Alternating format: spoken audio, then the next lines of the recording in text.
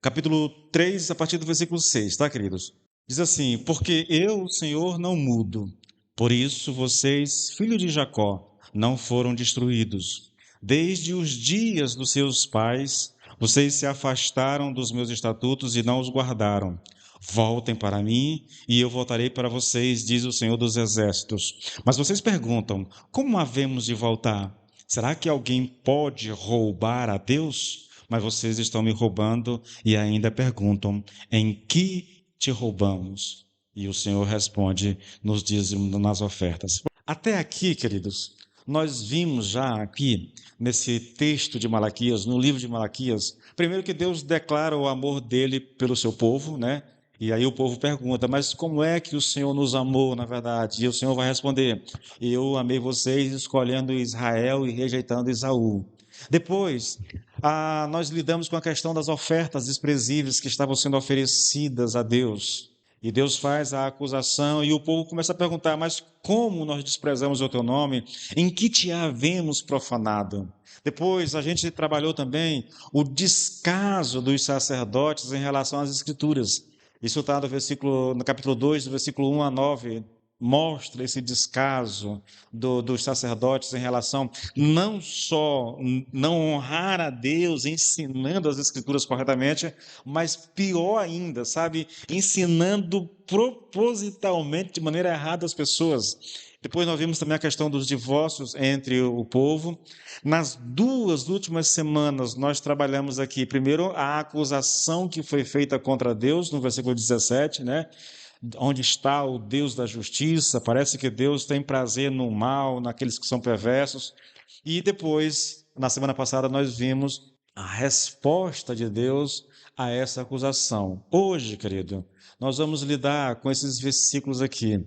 E o versículo 6, irmãos, ele apresenta aqui uma espécie de conclusão, não apenas da sessão anterior, é lógico que está concluindo a sessão anterior, mas parece que é uma conclusão de tudo que foi dito anteriormente no livro.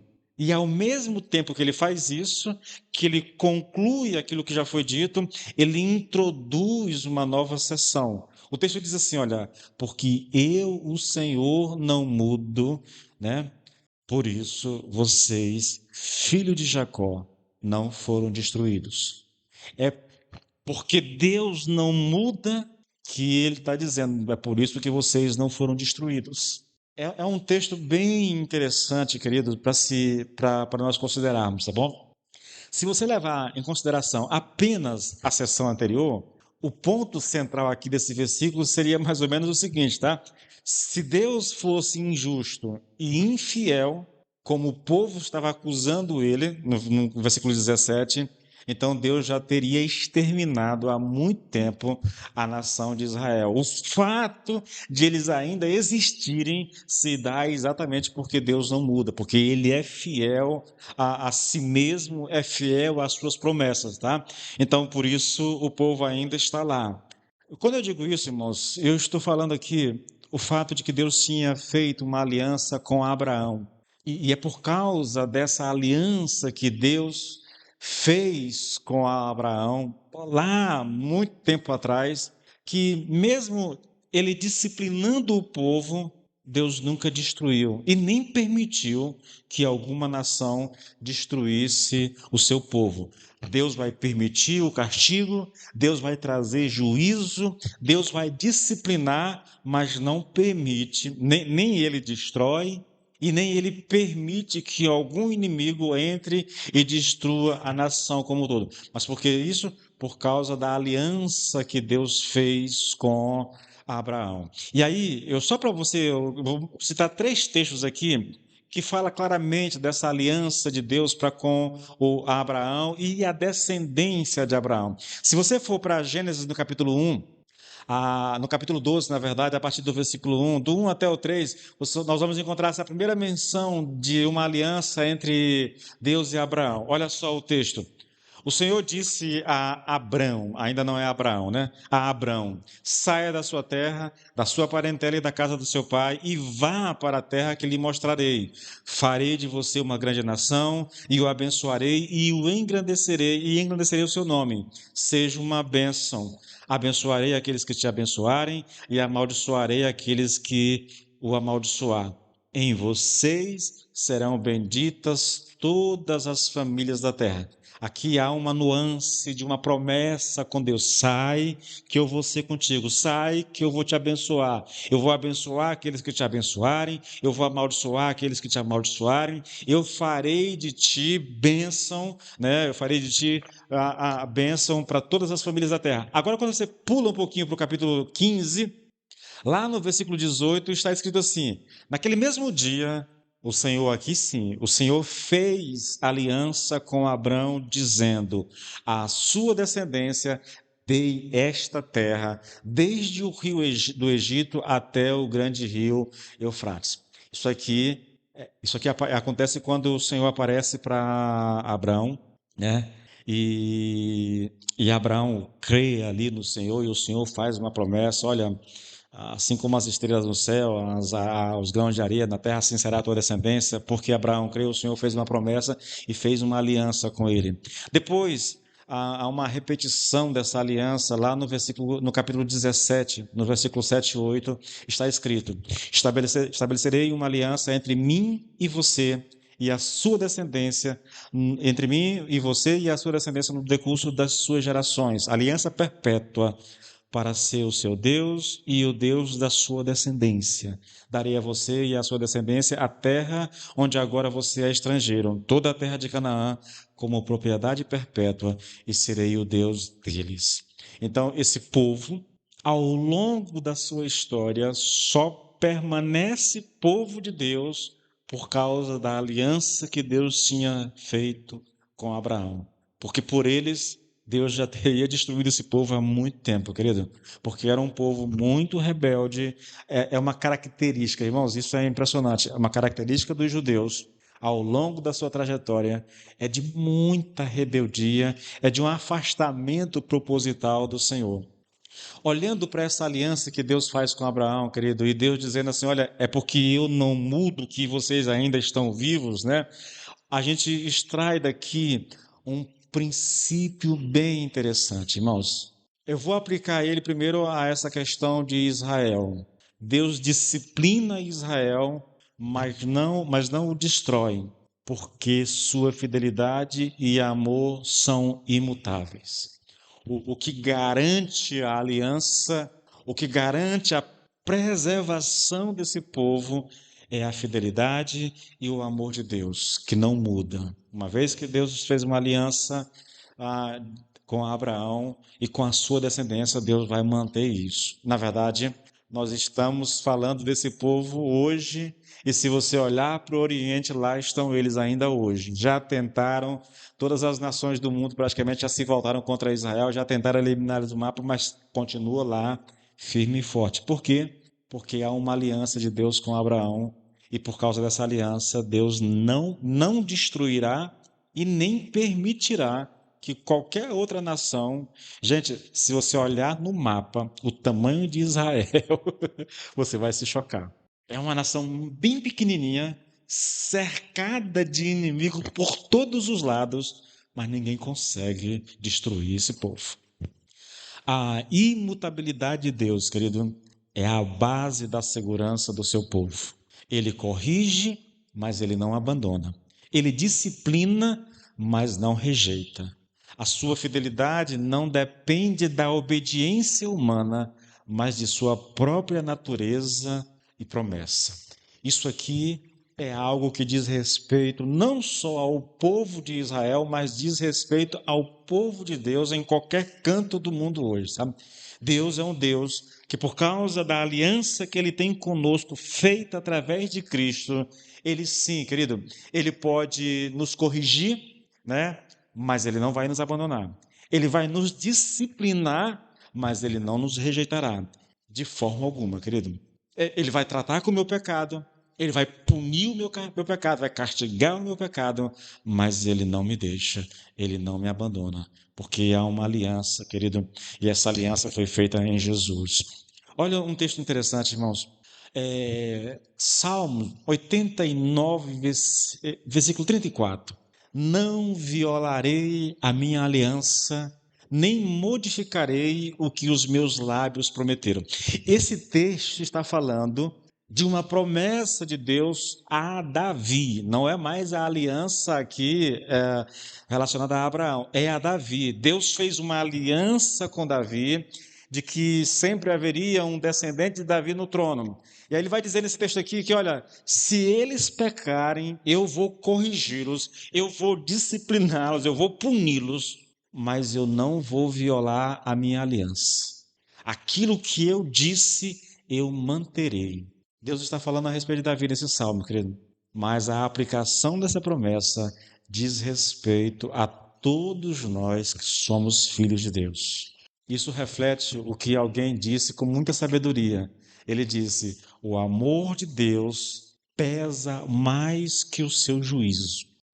Deus, por ser um Deus de justiça, ele sempre lidará com o nosso pecado. Mas nessa balança, querido, o amor pesa mais. Hebreus capítulo 12 diz que Deus disciplina, corrige a quem ele ama. É porque ele trata como filho que ele corrige. É porque ele trata como filho que ele disciplina. Na verdade, o perigo bíblico, irmãos, é a gente pecar e não acontecer nada conosco. Porque aí nós vamos inferir que Deus não está nos corrigindo, não está tratando conosco.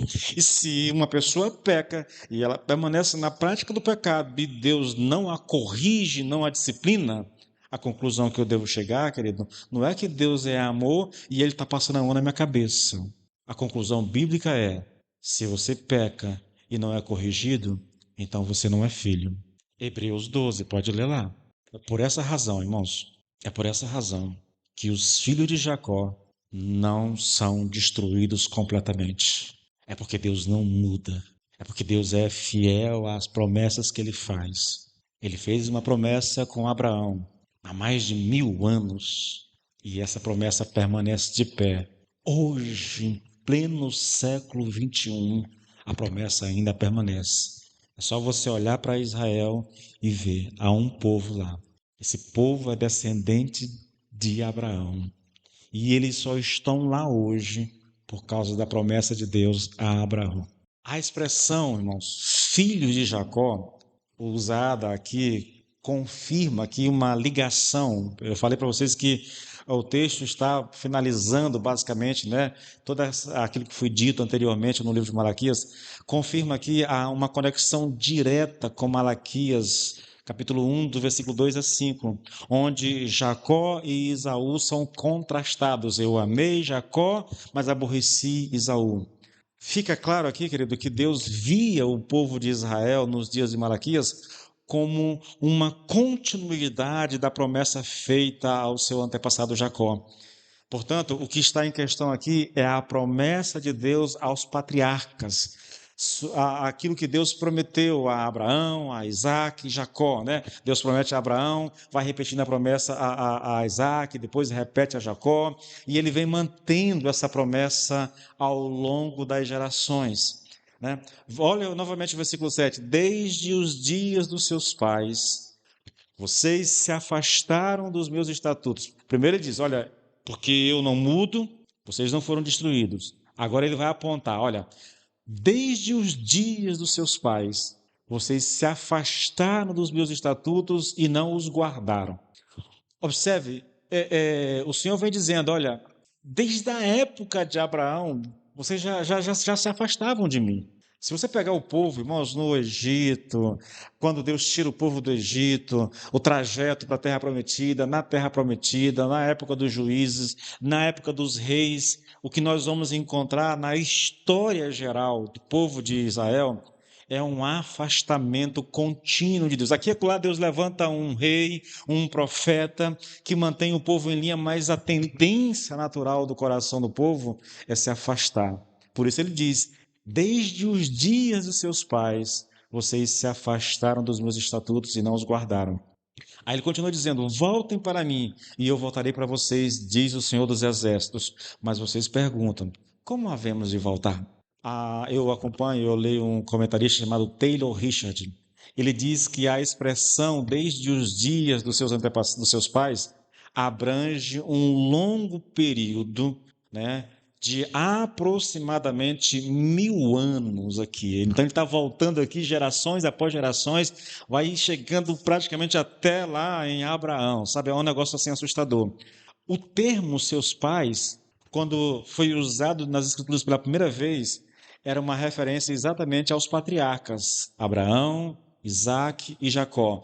E ele foi usado no sentido positivo. Olha só, Gênesis 48, versículo 21 diz assim: Depois Israel disse a José, isso aqui, Israel aqui é Jacó, tá, gente? Ele está já ali à beira da morte, ele chama o seu filho e diz: Eis que estou morrendo, mas Deus estará com vocês e os fará voltar à terra de seus pais.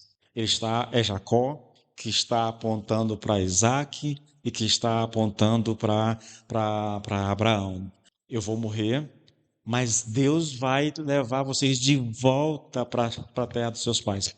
Quando essa expressão aparece depois, já numa conotação negativa, ela aparece em Números, no capítulo 32, seus pais, desde os dias dos seus pais. Olha só, Números 32, 14 diz assim: E agora vocês, geração de pecadores, se levantaram em lugar de seus pais para aumentar ainda mais o furor da ira do Senhor contra Israel.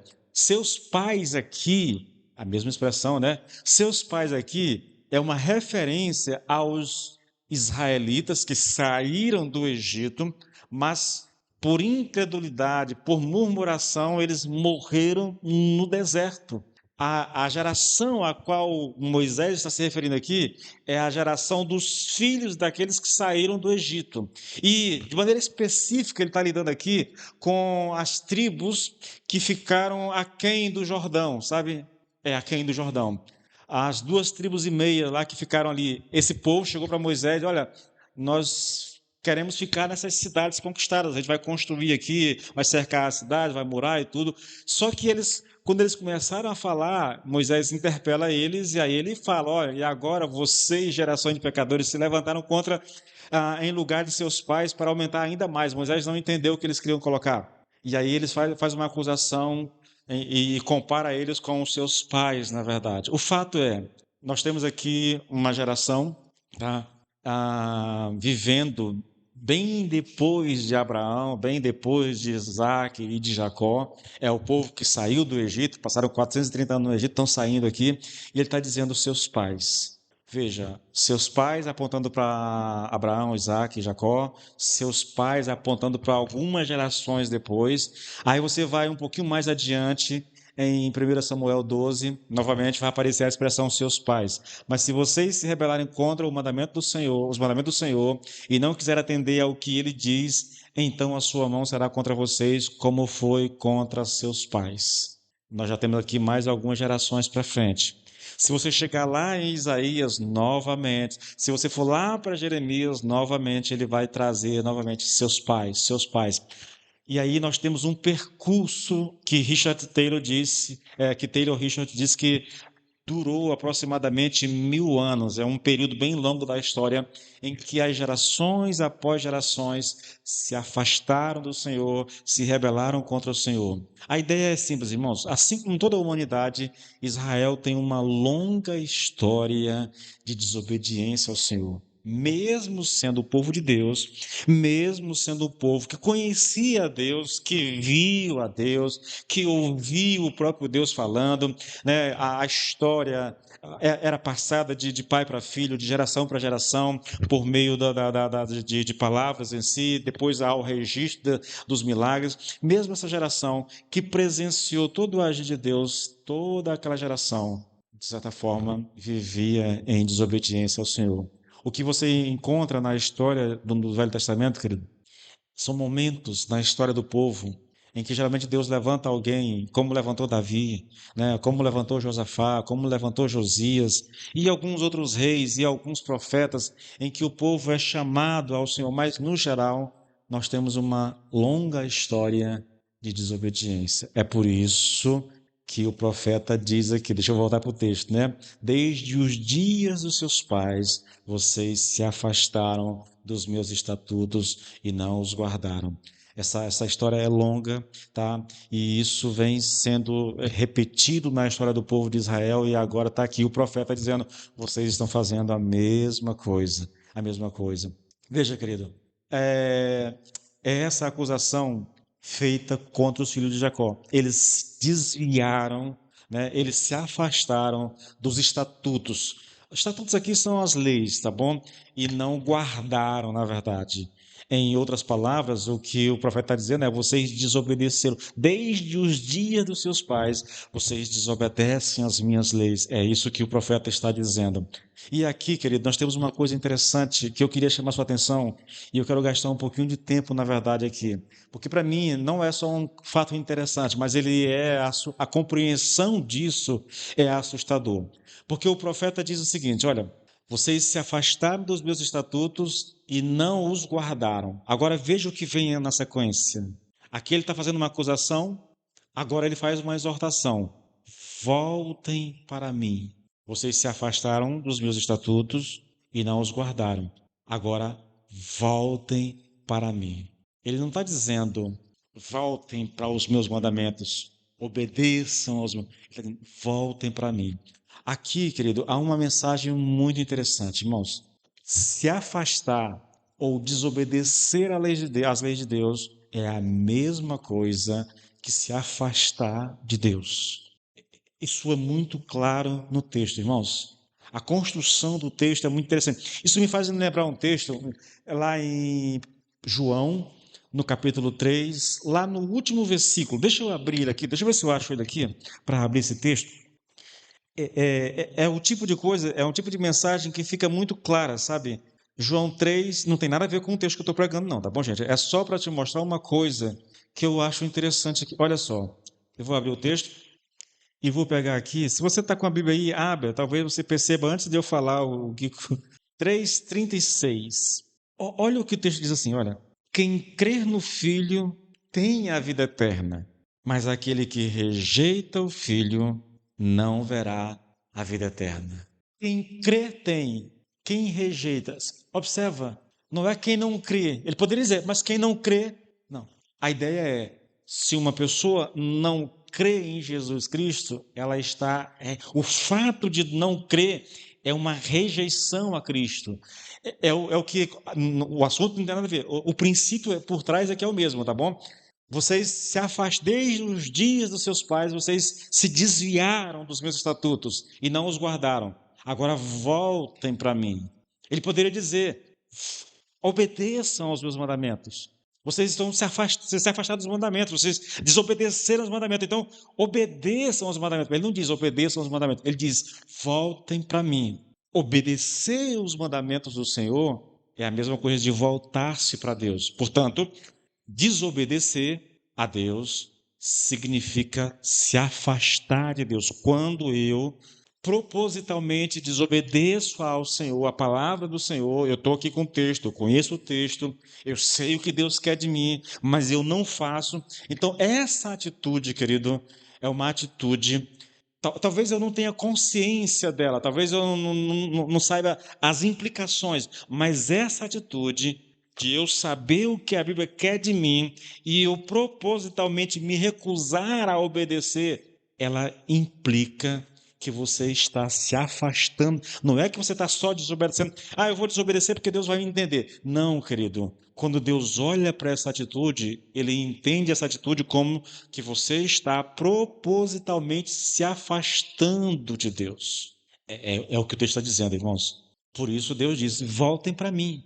Ele não diz obedeçam aos meus mandamentos. Ele diz: voltem para mim. Voltem para mim.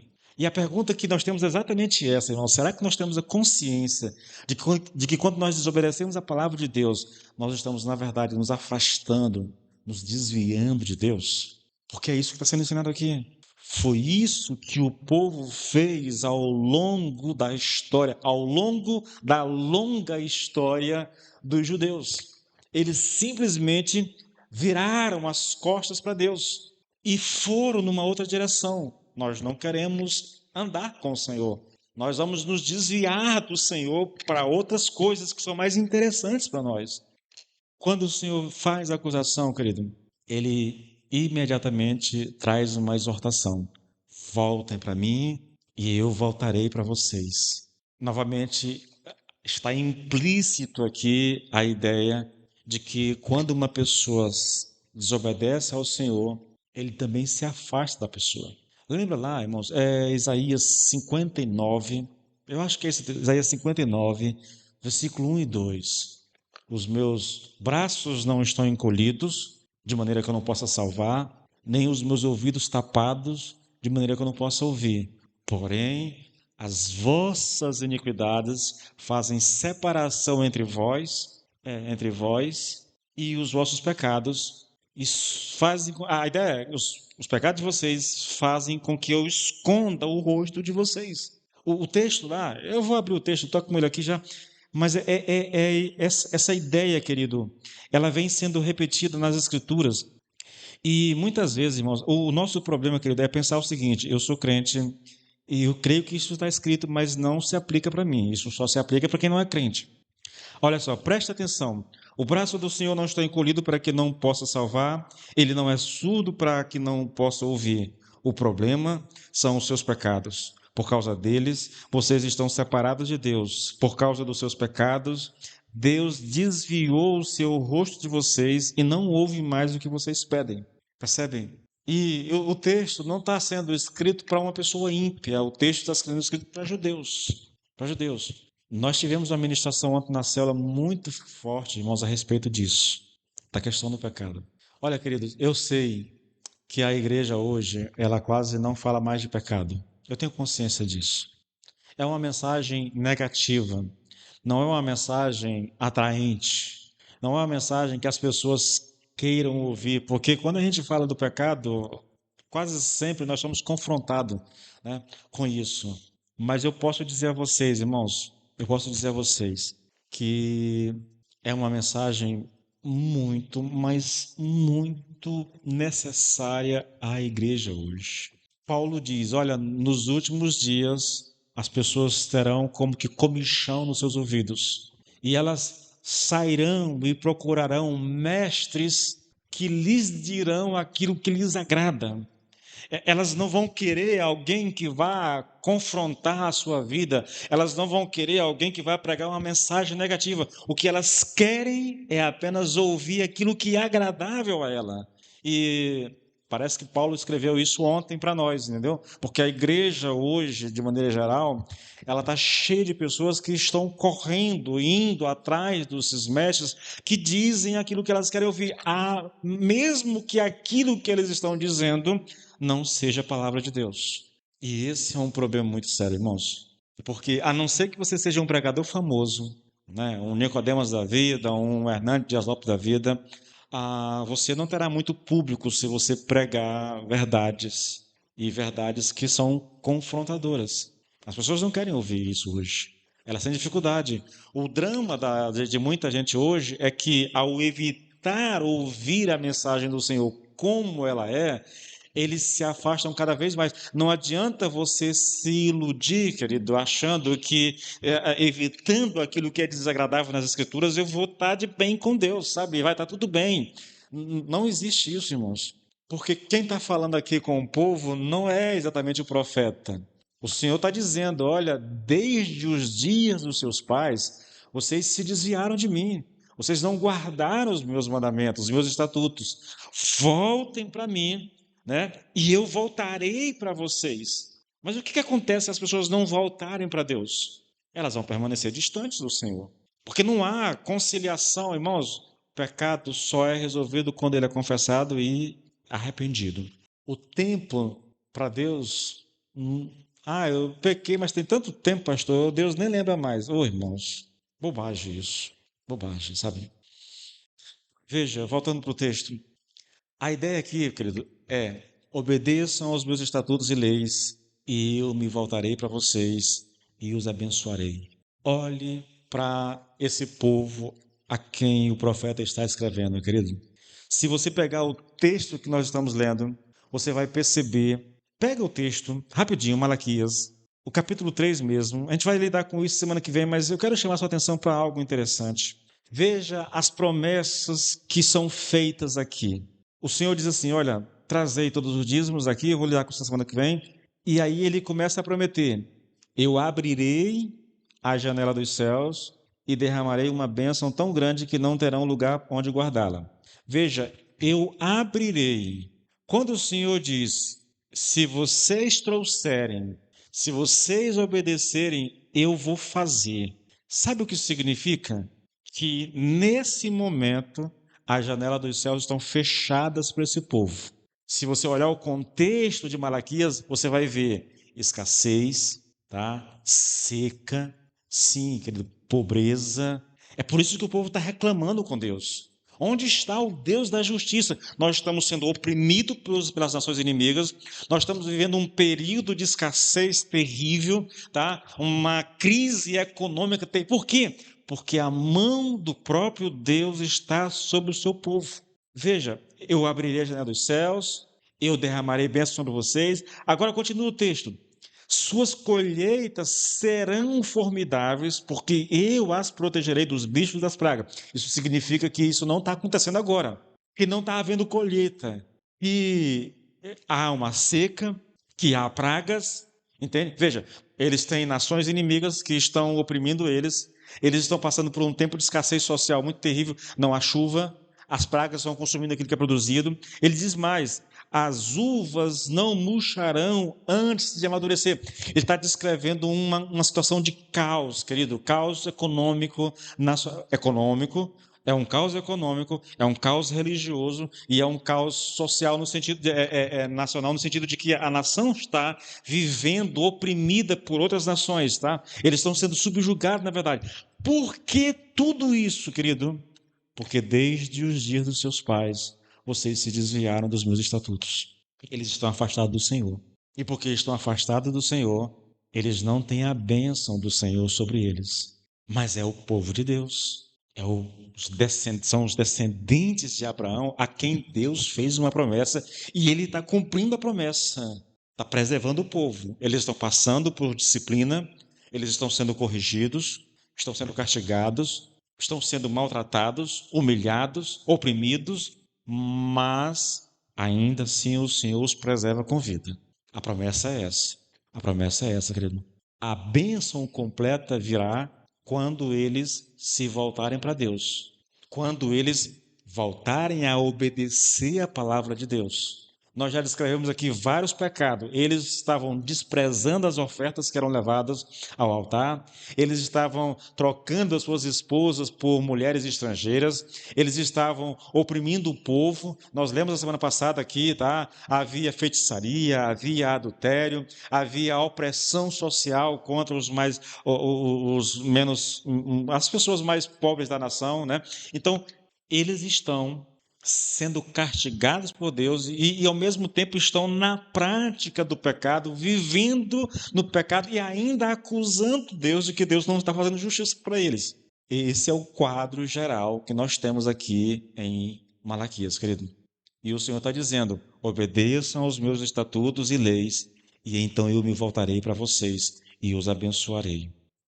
Agora eu quero chamar sua atenção para a expressão aqui, Senhor dos Exércitos, que vai aparecer aqui do 6 até o 12, aqui umas 4 vezes, irmãos. Essa expressão, querido, ela é um dos títulos mais solenes e poderosos atribuídos a Deus em toda a Bíblia, querido. E ela expressa de maneira muito clara, querido, a soberania suprema de Deus sobre todas as forças, sejam elas espirituais ou humanas.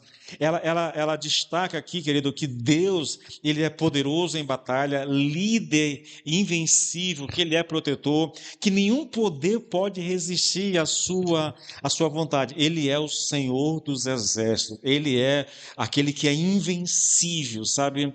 E ao se referir dessa forma aqui em Malaquias, querido, ele faz um apelo ao arrependimento, e esse apelo vem de um Deus que é soberano e todo-poderoso, e que tem autoridade, querido, para chamar o seu povo de volta, e que tem o poder para restaurar e para discipliná-lo, caso eles atendam à voz do Senhor. Agora, sabe o que é o interessante? É a reação do povo ao que Deus falou. A reação do povo é: vocês perguntam, como havemos de voltar? Olha que pergunta, irmãos. O Senhor diz: vocês devem se arrependerem e voltarem para mim. E eles respondem: como não devemos fazer isso? Aparentemente, querido, parece uma resposta, uma pergunta honesta. O problema é que o livro está cheio desse tipo de pergunta. Quando você vai para o versículo 2 do capítulo 1, lá o Senhor diz assim: eu sempre os amei, mas vocês perguntam: como é que nos amaste? No versículo 6, o filho honra o pai, o servo respeita o seu senhor. Se eu sou pai, onde está a minha honra? Se eu sou o senhor, onde está o respeito para comigo? Eu, o Senhor dos Exércitos, pergunto a vocês, sacerdotes que desprezam o meu nome. Mas vocês perguntam: como desprezamos o teu nome? Sempre que Deus faz uma acusação, eles fazem uma pergunta. Olha o versículo 7. Vocês oferecem pão imundo sobre o meu altar e ainda perguntam: em que te havemos profanado? Olha o versículo 17 do capítulo 2. Vocês estão cansando o Senhor com as suas palavras e ainda perguntam: em que nós o cansamos? Percebe, querido? O texto que nós estamos aqui no versículo 6, né? No versículo 7, eles perguntam: como é que nós devemos voltar? Se você for para o versículo 8, do capítulo 3, né? Será que alguém pode roubar a Deus? Mas vocês estão me roubando e ainda perguntam. Vocês estão me roubando e ainda perguntam: em que te roubamos? Se todas essas perguntas são honestas, querido, então nós estamos diante de um povo completamente ignorante a respeito da lei de Deus. Ou, se não é verdade, se eles não são honestos, nós estamos diante de um povo que é cínico, né? E eles têm um cinismo crônico. Para tudo que Deus aponta o erro, eles questionam o Senhor. Não porque não saibam do que está se tratando, mas porque são cínicos. Aí a pergunta que a gente faz é: ignorância ou cinismo, realmente? Olha, querido, eu tenho duas respostas para dar. Primeiro, levando em consideração o contexto do livro, a ignorância aqui seria um mal menor, tá bom? E quando eu digo isso, que a ignorância é um mal menor, eu estou me referindo aqui ao fato de que o povo dependia do ensino dos sacerdotes, porque eles não tinham acesso às escrituras como nós temos hoje, tá? O acesso aos pergaminhos, né, era restrito aos sacerdotes, que dependendo das circunstâncias, ensinava o povo. A série The Chosen é bem interessante, né? Quando você pensa naquilo lá, a casa de Davi também tem um detalhe ali que eu acho bacana, que não é bíblico, né? É uma fantasia do autor, mas que é interessante. No palácio do rei há um lugar onde tem os pergaminhos, as escrituras. E há uma cena lá quando o rei a rainha está tentando casar a filha com um líder lá de Judá, né? E que o líder, o rei promete dar um pergaminho das palavras que foram ditas lá por Moisés a respeito da tribo de Judá. O povo, de maneira geral, não tinha acesso aos pergaminhos, às escrituras. Então eles dependiam do ensino dos sacerdotes. Quando eu digo que a ignorância aqui seria um mal menor, eu estou me referindo a isso. Eles não tinham acesso. Eles dependiam daquilo que eles recebiam, daquilo que eles ouviam. E nesse caso aqui específico em Malaquias, querido, os próprios sacerdotes não só desprezavam as leis de Deus, né, como eles não ensinavam o povo. E quando ensinavam, eles ensinavam de maneira errada. Malaquias 2:8. Mas vocês, falando dos sacerdotes, mas vocês se desviaram do caminho e pelo seu ensino causaram a queda de muita gente. Vocês quebraram a aliança de Davi, diz o Senhor. O ensino dos sacerdotes levou muita gente a cair, na verdade. Como é que o ensino pode levar a cair? Eles estão ensinando errado, entende? Não só eles desprezavam as escrituras, desprezar as escrituras é a mesma coisa que desprezar a Deus, eles desprezam as escrituras, não ensinando ao povo, e vão ensinar aquilo que não é escritura, entende? Se era ignorância, é um mal menor. Entretanto, querido, eu acredito aqui, e aí eu falo do texto em si que nós estamos estudando, no versículo 7, né? O texto diz: vocês se afastaram dos meus estatutos e não os guardaram. Quando eu leio isso aqui, irmãos, isso aqui não parece ignorância, tá? Isso aqui está mais para cinismo. E por que eu digo isso? A palavra hebraica para afastar, vocês se afastaram, a palavra hebraica para afastar aqui tem o sentido de, primeiro, apartar-se, segundo, desviar do caminho, ou depois, separar-se de alguém ou de algo. É esse o sentido. É como se o Senhor estivesse dizendo: estamos falando aqui, né, de uma atitude deliberada, proposital. Se eu fosse interpretar o texto pensando no significado da palavra, seria mais ou menos assim: vocês se afastaram, vocês se desviaram deliberadamente dos meus estatutos. Então, eu conheço, eu sei o que Deus quer, mas propositalmente eu vou em outra direção. Aí não parece que há ignorância, tá? Pelo menos se eu levar em consideração o sentido da palavra que o profeta usou aqui. Vos desviastes, vocês se afastaram, que tem esse sentido de desviar do caminho. Eu estou indo no caminho, eu sei qual é o caminho, mas eu simplesmente saí do caminho para pegar um outro. Ou então eu estou caminhando com alguém e eu deliberadamente me afasto daquela pessoa, me separo dela. É o que a palavra ensina aqui. A palavra usada pelo profeta vai para essa direção. Por isso que não parece aqui, querido, que esse povo está agindo por ignorância, mas agindo mesmo de maneira cínica. A pergunta não é porque eles não saibam do que Deus está falando. A pergunta tem a ver com o fato de eles não quererem obedecer a Deus, tá? Quando eles perguntam, mas de que devemos nos arrepender? A pergunta não parece ser fruto, querido, da falta de conhecimento, tá? Novamente, as palavras usadas pelo profeta apontam noutra direção. Parece que é cinismo mesmo. Parece que o povo não quer obedecer a Deus. Irmãos, aqui para nós, querido, essa é uma coisa que incomoda, sabe? Primeiro, eu falo por experiência pessoal, é uma coisa que eu preciso lutar comigo mesmo, porque o ser humano, ele é, de certa forma, seletivo. Aí você pega a palavra e você começa a buscar textos que te favorecem alguma coisa. Aquilo que te confronta, a tendência do ser humano é deixar aquilo de lado, sabe? É fingir que não ouviu, fazer o ouvido moco, como as pessoas falam. Entra aqui, sai ali, você não dá muita atenção. Quando interessa, aí a gente dá atenção. Nós temos que ter cuidado com isso, querido. Porque o perigo nosso, irmãos, é quando a gente, de maneira deliberada, mesmo sabendo o que tem que ser feito, a gente escolhe não fazer. Eu já disse a vocês que essa atitude é uma atitude que implica num afastamento de Deus.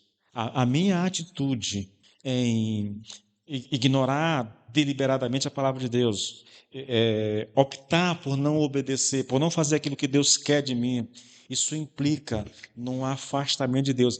A gente faz isso, irmãos, daqui a pouco nós estamos insensíveis. Eu não sei se você passa por essa experiência, querido, mas eu diria a vocês que é talvez a pior experiência que um crente pode experimentar. É aquela sensação de que Deus não está mais comigo. É como se o meu coração estivesse insensível. Eu venho à igreja, eu não sinto mais nada. Quando eu leio a Bíblia, eu não sinto mais nada. Quando eu oro, a sensação é que Deus me abandonou. A sensação é que eu estou, às vezes, o problema não é que Deus abandonou. O problema é que algumas atitudes minhas implicam nesse afastamento. Irmão, se a pessoa chega num ponto como esse e ela não se desesperar e começar a buscar o Senhor para voltar, porque quando eu chego nesse ponto, querido, eu vou para diante de Deus mesmo e eu me jogo diante do Senhor, porque acontece, sabe? Acontece, às vezes acontece. Sei lá, alguma coisa na vida, né? Às vezes não é nem um afastamento proposital, é alguma situação na vida, a mente começa a pensar em outras coisas e você começa a ocupar sua mente com outras preocupações e daqui a pouco você não consegue mais, quando lê a Bíblia, você não consegue mais sentir nada, quando você ouve a pregação da palavra, você não sente mais nada, teu coração começa a agir de maneira indiferente às coisas de Deus. Querido, quando isso acontece, irmãos, ou a gente se posiciona imediatamente ao perceber, ou a tendência, querido, é o nosso coração cada vez mais ficar distante do Senhor. O perigo, irmãos, é que a gente pode se tornar cínico, agir como se não tivesse acontecendo nada. Você sabe que, e de fato, não está acontecendo nada. Você não sente mais nada, você não ouve mais nada, teu coração está insensível, entende? Você vem para o culto e entra e sai da igreja e não tem nada, nada te toca, nada te comove, nada fala contigo. Você se ajoelha e ora, e quando consegue orar, e parece que a tua oração não consegue passar do teto, fica aquela coisa assim meio sem graça. Você vai ler a Bíblia e não há mais concentração, e não há mais ânimo para ler, e a leitura se torna cansativa. Ih, irmãos, é um negócio complicado, querido. A gente tem que ter muito cuidado com isso, querido. Muito cuidado. Olha o versículo 8, irmãos. Agora nós chegamos naquilo que começa, é a parte mais importante. 8, 9 e 10 são os versículos mais conhecidos de Malaquias. Desde os dias dos seus pais, vocês se afastaram de mim e não guardaram meus estatutos. Voltem para mim e eu voltarei para vocês. Aí eles perguntam, mas como havemos de voltar? E a resposta do Senhor é: pode um ser humano roubar algo de Deus? No entanto, estais me roubando. E ainda ousam questionar: como é que te roubamos? E a resposta do Senhor é: nos dízimos, ora, nos dízimos e nas ofertas. Taylor Richard, ele diz uma coisa interessante. Ele diz assim, olha, eu vou parar aqui porque a gente vai já orar, tá bom, gente?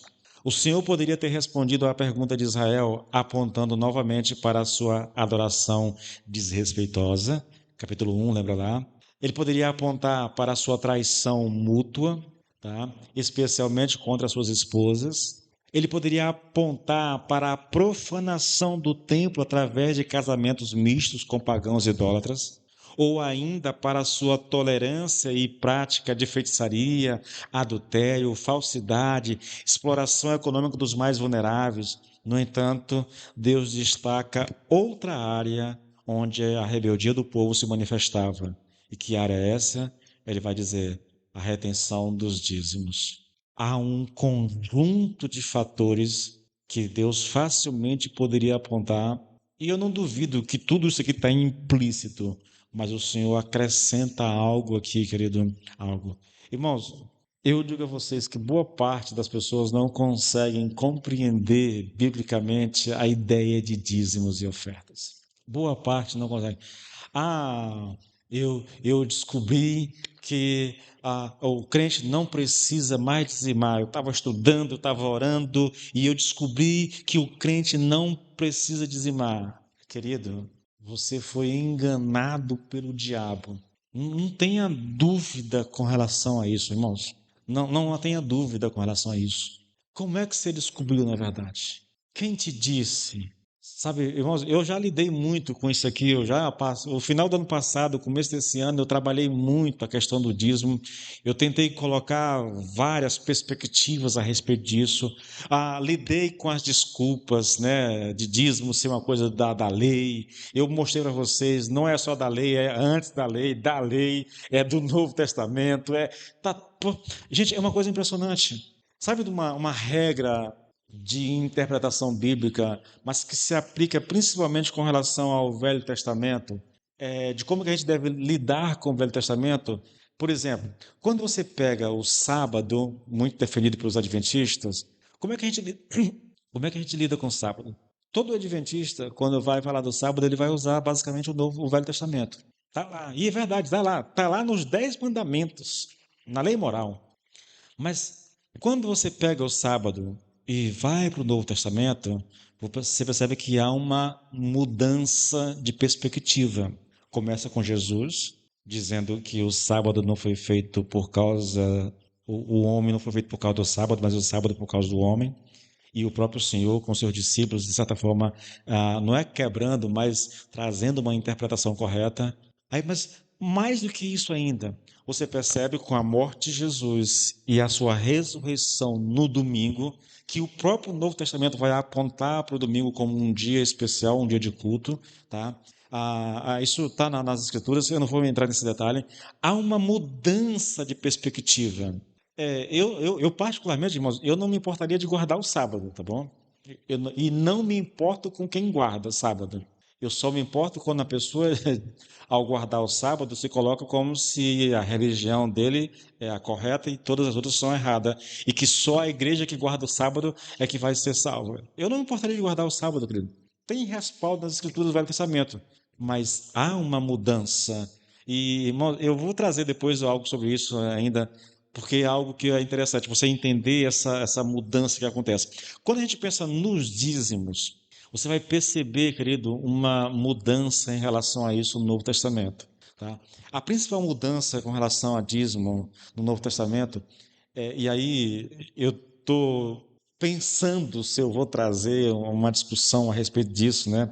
Alguém que se levantou para mostrar que não se deve dizimar mais porque nós estamos debaixo da graça. É, é, há uma discussão, um debate, e aí eu vou citar aqui alguns homens de Deus que dizem o seguinte, né? Quando você pensa na lei e olha para o Novo Testamento, você vai perceber uma coisa interessante.